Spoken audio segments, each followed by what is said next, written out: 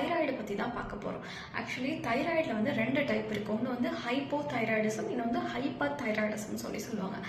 என்ன சிம்டம்ஸ் இருக்குன்னு பார்த்தீங்க அப்படின்னா, மொதல் விஷயம் வந்துட்டு அவங்க கொஞ்சம் தான் சாப்பிடுவாங்க. கொஞ்சம் சாப்பிட்டாலுமே நல்லா உடம்பு ஊதுற மாதிரி இருக்கும். வெயிட் போட்டுக்கிட்டே இருப்பாங்க. கொஞ்சம் தான் சாப்பிடுவாங்க, நான் வெயிட் போட்டுகிட்டே இருப்பாங்க. அதே மாதிரி பாடி எப்போவுமே சில்னஸ் இருந்துக்கிட்டே இருக்கும். ஒரு மாதிரி கூலிங் இருந்துக்கிட்டே இருக்கும். அதே மாதிரி ஹார்ட் பீட் ரொம்ப ஸ்லோவாக இருக்கும். மோஷன் போகாது, கான்ஸ்டிபேஷன் இருக்கும். ஒரு மாதிரி டிப்ரெஷன் மோட்லேயே இருப்பாங்க. பீரியட்ஸ் இர்ரெகுலராக வரும்.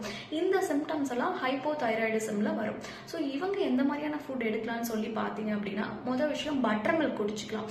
பட்டர் மில்க் வந்து உங்களோட கட் ஹெல்த்துக்கு நல்லது. ஸோ பட்டர் மில்க் குடிக்கலாம். அப்புறம் எக் எடுத்துக்கலாம். அது எனி ஃபார்ம் எடுத்துக்கலாம்.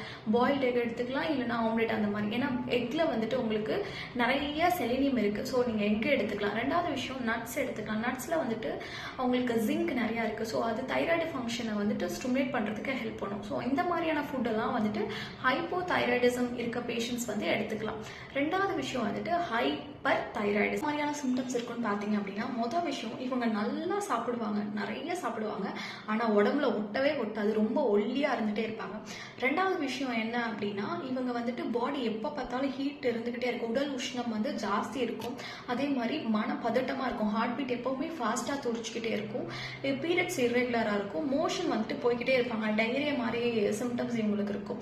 ஸோ இவங்க எந்த மாதிரியான டயட் எடுக்கலாம்னு சொல்லி பார்த்தீங்க அப்படின்னா, இவங்க வந்துட்டு மெயினாக நெல்லிக்காய் ஜூஸ் குடிக்கலாம், பம்கின் சீட் சாப்பிடலாம், அதுக்கப்புறம் கொத்தமல்லி விதையை ஊற வச்சுட்டு அந்த தண்ணியை வந்துட்டு காலையில் எழுந்திரிச்சோன்னே எம்டி ஸ்டமக்கில் குடிக்கலாம்.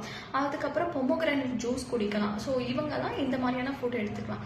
ஸோ இந்த 2 சிம்டம்ஸில், அதாவது ஹைப்பர் ஹைப்போ, இதில் ஏதாச்சும் உங்களுக்கு ஏதாவது சிம்டம்ஸ் இருந்துச்சுன்னா உடனே ஒரு டாக்டரை பார்த்துருங்க. பார்த்துட்டு உங்களுக்கு என்ன தைராய்டு, அதாவது ஹைப்பரா ஹைப்போவான்னு டயக்னோஸ் பண்ணிவிட்டு அதுக்கேற்ற மெடிசன்ஸும் அதுக்கேற்ற மாதிரி ஃபுட்டும் எடுக்கிற மாதிரி பார்த்துக்கோங்க. தேங்க்யூ.